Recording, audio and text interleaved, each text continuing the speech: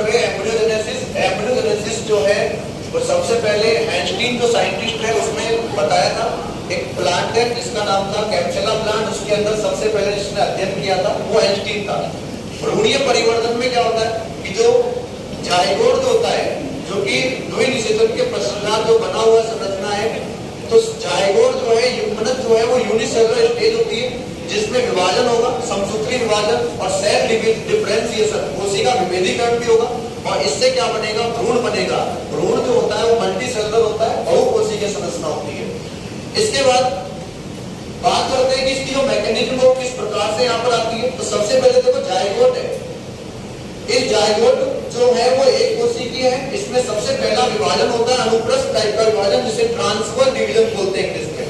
जब ये विभाजन होगा तो ये भी एक तरह का समसूत्री विभाजन ही है। यहाँ पर दो कोशिकीय अवस्था बनेगी, एक एपिकल सेल बनती है, दूसरा बेसल सेल बनती है।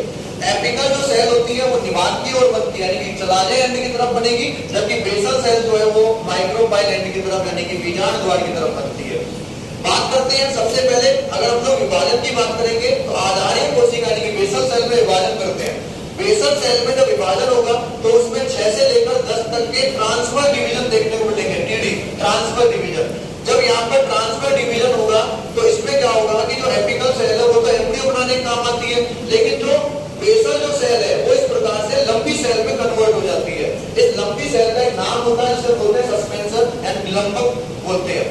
निलंबक का जो अंतिम जो भाग है, जो शीर्षक जो भाग होता है, ये शीर्षक भाग थोड़ा फूला हुआ हो जाता है और फूला हुआ होने के कारण इसे चूसकान कोशिका भी बोलते हैं। इसका एक काम होता है ऑस्टियल सेल बोलेंगे। ये काम क्या करेगा, भ्रूण कोश से जो पोषक तत्व जो होते हैं इन सभी पोषक तत्वों को एब्जॉर्ब करने का काम करता है। इसके अलावा बात करते हैं सर निलंबक का क्या काम है, सस्पेंशन का क्या काम है, तो आप सीधा बोलोगे जो एम्ब्रियो है उस एम्ब्रियो को एंडोस्पर्म की तरफ धकेलने का काम करेगा।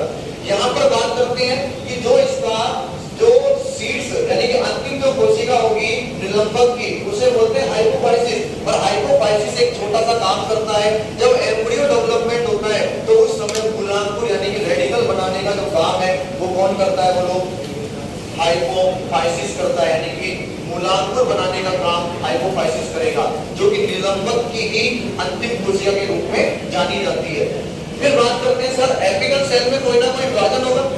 ये जो एपिकल सेल है इसमें विभाजन होगा, हाँ, तो सबसे पहला जो विभाजन है वो अनुदैर्घ्य प्रकार का होगा, लॉन्गिट्यूडनल टाइप का डिवीजन होगा। लॉन्गिट्यूडनल होगा तो एक जो कोशिका थी एपिकल सेल थी वो दो कोशिकीय अवस्था में कन्वर्ट हो जाती है। वापस से देखो लॉन्गिट्यूडनल होगा, लॉन्गिट्यूडनल होकर वापस से दो कोशिकाएं 4 कोशिका बदलेंगी। वापस देखो थर्ड डिवीजन अनुप्रस्थ ट्रांसवर्स प्रकार का होगा और ट्रांसवर्स प्रकार का जो डिवीजन होगा वो 8 सेल स्टेज यानी कि 1 सेल स्टेज में पहुंच जाएगा। और फिर इसमें लास्ट जो डिवीजन होता है पेरिक्लाइनल टाइप का परिणत प्रकार का। और ये परिणत प्रकार का जो डिवीजन है यहाँ पर होगा तो इस तरीके से होगा जिससे 16 सेल स्टेज बन जाती है। और इसी 16 सेल स्ट्रक्चर को ही नाम देते हैं प्रो एम्ब्रियो। क्या बोलते हैं, प्रो एम्ब्रियो, हिंदी में बोलते हैं एनसीईआरटी लिख रखा है प्राक भ्रूण। ये प्राक भ्रूण प्रारंभिक रूप से तो गोलाकार होता है, फिर इसका शेप जो है वो चेंज होकर कैसा हो जाता है, हार्ट शेप में चला जाता है।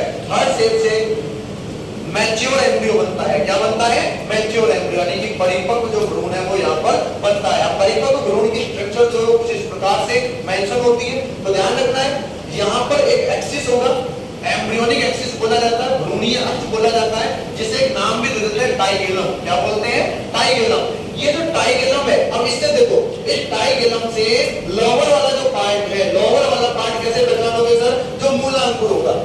तो इस टाइगेलम से जो लोअर वाला पार्ट है उसे हाइपोकोटाइल नाम देते हैं, और इस एक्सिस से अपर वाला जो पार्ट होता है उसे क्या नाम देते हैं, एपिकोटाइल देते हैं। ये एपिकोटाइल आगे चलकर प्लूम्यूल बनाएगा और यही हाइपोकोटाइल आगे चलकर क्या बनाता है, रेडिकल बनाता है। प्लूम्यूल तने स्टेम का निर्माण करेगा जबकि रेडिकल रूट का निर्माण करती है। इसके अलावा आप देखोगे तो यहाँ पर दो स्ट्रक्चर जो आपको देखने को मिल रही है, दोनों स्ट्रक्चर्स को नाम देते हैं बीजपत्र। अगर संख्या 2 है बीजपत्रों की कोटिलिडोन बोलेंगे, अगर बीजपत्रों की संख्या 2 है तो इसे क्या बोलते हैं बोलो, द्विबीजपत्री। और अगर बीजपत्रों की संख्या 1 है तो इसे बोलते हैं एक बीजपत्री भ्रूण। और ध्यान रखना है यहाँ पर इस प्रकार से पूरा का पूरा जो एम्ब्रियो डेवलपमेंट है वो यहाँ पर कंप्लीट होता है। बहुत ज्यादा इंपॉर्टेंट है, नीट के हिसाब से भी आपको बहुत ज्यादा क्वेश्चन जो है वो यहाँ से देखने को मिल सकते हैं पिछले आए हुए एग्जाम्स में। ठीक है, okay, thank you, best of luck.